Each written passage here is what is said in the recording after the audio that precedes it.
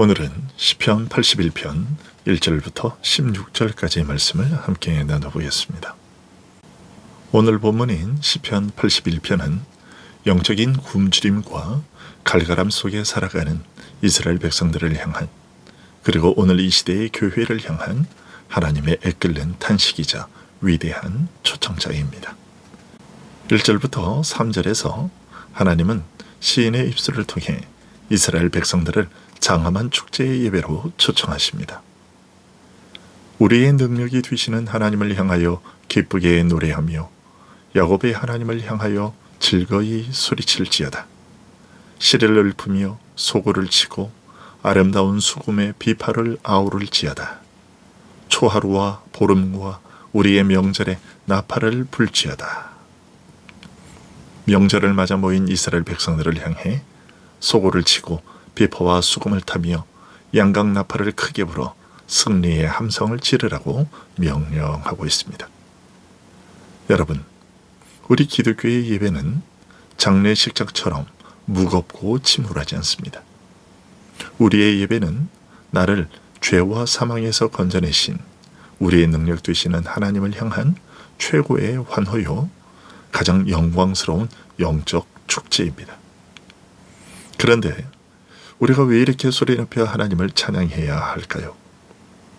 내 감정이 동해섭니까? 내가 오늘 기분이 좋았을까요? 아닙니다.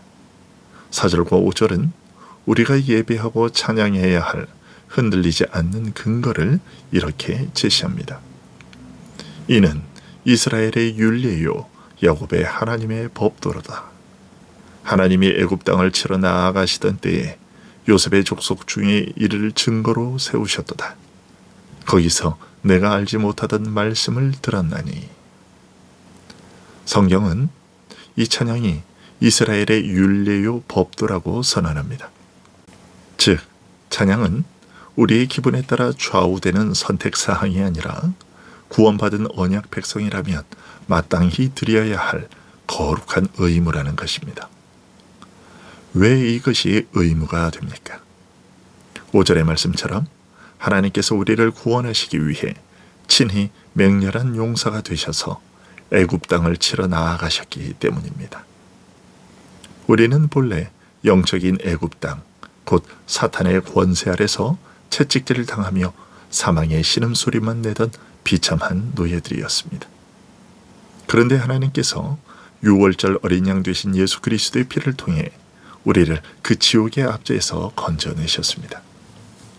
그리고 5절 하반절의 고백처럼 내가 알지 못하던 말씀을 듣게 하셨습니다.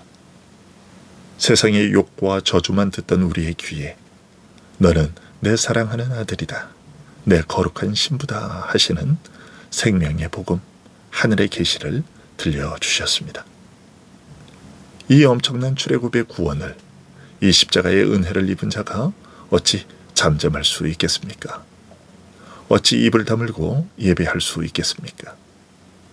오늘 우리의 예배가 무기력해지고 기도의 입술이 닫혀버린 이유는 하나뿐입니다. 하나님이 애굽 땅을 치시고 나를 건져내신 그 구원의 첫사랑을 잊어버렸기 때문입니다. 날마다 우리의 심령 속에 1절의 나팔소리가 크게 울려 퍼지기를 원합니다. 내 삶을 억누르는 환경의 핑계를 내려놓고 나를 지옥에서 건져 천국 백성 삼으신 그 십자가의 은혜 하나만으로도 수금과 비파로 여호와를 기뻐하는 참된 예배가 회복되기를 바랍니다. 이어서 6절에서 하나님은 이스라엘 백성들에게 그들이 누구였는지, 그리고 하나님이 그들을 위해 무슨 일을 하셨는지를 상기시키십니다. 이르시되 내가 그의 어깨에서 짐을 벗기고 그의 두 손에서 광주리를 놓게 하였도다. 여러분, 이스라엘의 과거가 어떠했습니까? 그들은 애굽의 노예였습니다. 뜨거운 태양 아래서 채찍을 맞으며 흙을 이겨 벽돌을 굽고 그 무거운 흙 광주리를 두 손에 들고 평생을 노역에 시달려야 했던 비참한 자들이었습니다. 내일의 소망도 없이 짐에 짓눌려 신음하던 그들을 하나님께서 전능하신 손으로 건져내셨습니다. 어깨를 짓누르던 죄와 사망의 무거운 짐을 벗기시고 흙투성이가 된 두 손에서 노예의 광주를 빼앗아 자유인의 손으로 만들어 주셨습니다. 이것이 복음입니다. 하나님이 우리에게 예배를 요구하시고 기도를 요구하시기 전에 하나님은 먼저 우리의 무거운 짐을 벗겨주셨습니다. 죄와 사망의 노예로 영원한 지옥의 형벌을 받아야 할 우리를 예수 그리스도의 십자가 보혈로 단번에 해방시켜 주셨습니다. 7절을 보십시오. 네가 고난 중에 부르짖음에 내가 너를 건졌고 우레소리의 은밀한 곳에서 네게 응답하며 무리바 물가에서 너를 시험하였도다. 하나님은 우리가 고난 중에 부르짖을 때 귀를 막지 않으셨습니다. 광야의 무리바에서 백성들이 물이 없다고 하나님을 원망하고 모세를 돌로 치려 했을 때도 하나님은 진노의 불을 내리신 것이 아니라 반석을 쳐서 생수를 내어 그들의 목을 죽여주셨습니다. 이처럼 우리의 예배와 기도는 나의 공로를 의지하는 것이 아니라 나의 모든 짐을 벗기시고 원망조차 은혜로 덮어주신 구속자 하나님의 사랑을 기억하는 것에서부터 출발해야 합니다. 우리를 구원하신 하나님께서 이제 당신의 백성들에게 단 한 가지를 요구하십니다. 8절과 9절입니다. 내 백성이여 들으라. 내가 네게 증언하리라. 이스라엘이여 내게 듣기를 원하노라. 너희 중에 다른 신을 두지 말며 이방신에게 절하지 말지어다. 구원받은 백성에게 요구되는 것은 다른 것이 아닙니다.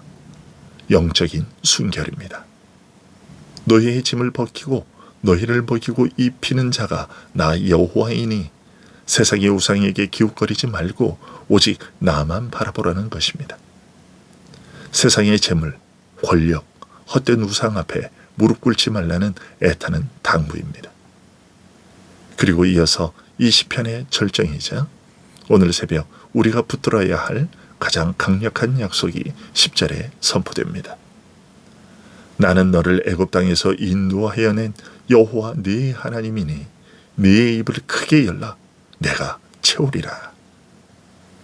이 얼마나 가슴 벅찬 약속입니까? 둥지 속에 있는 어린 새들을 생각해 보십시오. 어미새가 먹이를 물고 오면 눈도 제대로 뜨지 못한 어린 새들이 하늘을 향해 자기 몸집보다 더 큰 입을 쫙 벌리고 짹짹거립니다. 어미가 내 입을 채워줄 것을 100% 믿고 의심 없이 입을 여는 것이죠. 하나님은 지금 우리에게 그것을 요구하십니다.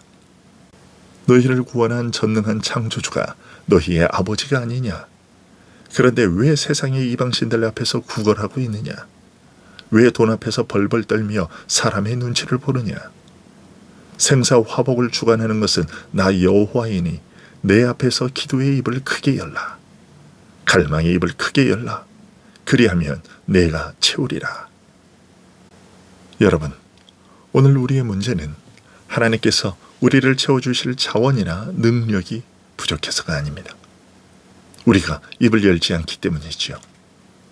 우리는 기도의 자리에서 입을 크게 열지 않습니다. 내 알량한 이성과 경험의 한계 안에서만 구하죠. 내 지갑의 잔고만큼만 기도하고 의사의 진단서에 적힌 확률만큼만 기대합니다. 하나님을 나의 좁은 생각의 틀 안에 가둬버린 불신앙이죠. 이 좁은 마음의 틀을 깨뜨리시기 바랍니다. 내 입을 크게 열라 하신 말씀에 순종하여 하늘에 신령한 은혜와 삶에 무너진 문제들을 온전히 회복시켜 주실 것을 믿음으로 간구하는 우리가 될 수 있기를 축원합니다. 그런데 이 놀라운 축복의 약속 앞에서 이스라엘의 반응이 어떠했습니까? 참으로 비극적이게도 11절은 이렇게 기록합니다. 내 백성이 내 소리를 듣지 아니하며 이스라엘이 나를 원하지 아니하였도다. 입만 열면 내가 다 채워주겠다라고 하늘의 창고를 열고 기다리시는데 그들은 입을 닫아버렸습니다. 그들은 하나님을 원하지 않았습니다. 대신 가나안의 풍요의 신인 바알을 원했고 음란한 아세라를 원했습니다. 영적인 생명보다 육신의 쾌락을 선택한 것이죠. 이것이 타락한 인간의 본성, 전적 부패의 적나라한 모습이죠. 그 결과 이스라엘에게 내려진 심판이 무엇이었습니까? 기근입니까? 전염병입니까? 전쟁입니까? 물론 그런 것들도 있었죠. 그러나 더 심각한 것이 있었습니다. 12절을 보십시오. 그러므로 내가 그의 마음에 완악한 대로 버려두어 그의 임의대로 행하게 하였도다. 여러분, 성경 전체에서 이보다 더 무섭고 끔찍한 심판은 없습니다. 바로 유기의 심판이죠. 하나님께서 더 이상 간섭하지 않으시고 치지도 않으시고 징계의 매도 거두신 채 그래, 네 마음대로 네 완악한 본성대로 한번 살아보라 하고 내버려 두시는 것입니다. 로마서 1장에서 사도 바울이 증언한 바와 같이 하나님께서 타락한 인간들을 그 마음의 정욕대로 더러움에 내버려 두시는 것 자체가 돌이킬 수 없는 영원한 지옥의 전주곡입니다.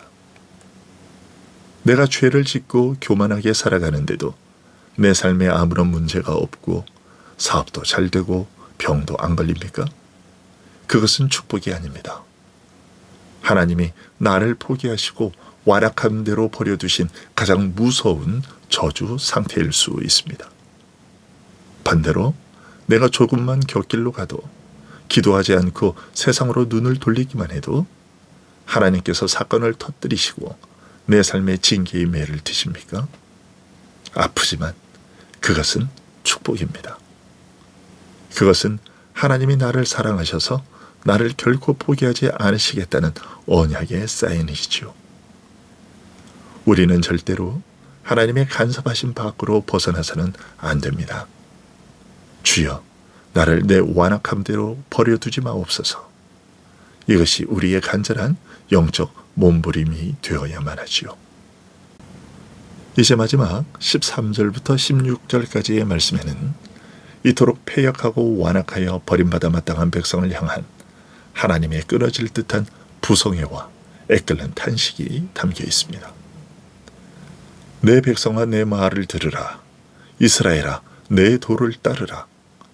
그리하면 내가 속히 그들의 원수를 누르고 내 손을 돌려 그들의 대적을 치리니 여호와를 미워하는 자는 그에게 복종하는 채 할지라도 그들의 시대는 영원히 계속되리라. 또 내가 기름진 밀을 그들에게 먹이며 반석에서 나오는 꿀로 너를 만족하게 하리라 하셨도다. 내 말을 듣기만 해라. 네 입을 열기만 해라. 그러면 내가 속히 너의 원수들을 박살내고 가장 좋은 기름진 밀과 반석에서 터져나오는 꿀로 너를 배불리 먹여주겠다. 이 약속은 광야에서 주셨던 퍽퍽한 만나의 수준이 아닙니다. 하나님이 주실 수 있는 최상급의 축복, 영원한 생명의 만족을 의미합니다. 여러분, 오늘 본문의 이 위대한 약속, 반석에서 나오는 꿀은 결국 누구를 가리키는 것입니까? 우리 스스로의 힘으로는 결코 하나님의 율법을 다 지킬 수 없고 내 힘으로는 기도의 입조차 제대로 열 수 없는 완악한 우리를 위해 하나님이 친히 예비하신 영원한 반석이 있습니다. 고린도전서 10장 4절은 분명히 말합니다. 다 같은 신령한 음료를 마셨으니 이는 그들을 따르는 신령한 반석으로부터 마셨음에 그 반석은 곧 그리스도시라. 그렇습니다. 하나님은 완악한 우리를 내버려 두지 않으시고 당신의 독생자 예수 그리스도를 이 땅에 보내셨습니다. 그리고 모세가 지팡이로 무리바의 반석을 쳐서 깨뜨렸듯이 십자가 위에서 예수 그리스도의 육체라는 반석을 무참히 쳐서 깨뜨리셨습니다. 그 깨어진 십자가의 반석 틈에서 무엇이 흘러나왔습니까? 우리의 모든 죄를 씻는 보혈과 영원히 목마르지 않는 구원의 달콤한 꿀, 생명수가 폭포수처럼 흘러나왔습니다. 우리는 이 놀라운 반석의 꿀을 예수 그리스도 안에서 거저받았습니다. 구원의 하나님이 오늘 우리 곁에서 십자가의 은혜를 들고 말씀하십니다. 내 사랑하는 자녀야, 이제 그만 세상을 향한 헛된 배고픔을 내려놓고 나에게 나오라. 십자가의 반석 앞에 엎드려 네 입을 크게 열라.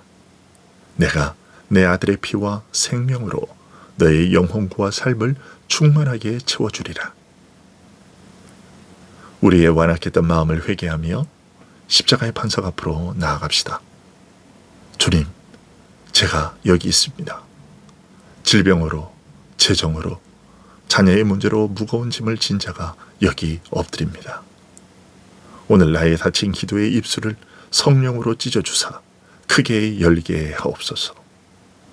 하늘의 신령한 은혜와 반석의 꿀로 나의 삶을 가득 채워 주시옵소서. 이렇게 입을 크게 열어 부르짖음으로 우리의 상한 심령이 회복되고 모든 삶의 문제가 주님의 풍성한 채우심으로 해결받는 복이 있기를 주님의 이름으로 간절히 축복합니다. 기도하겠습니다.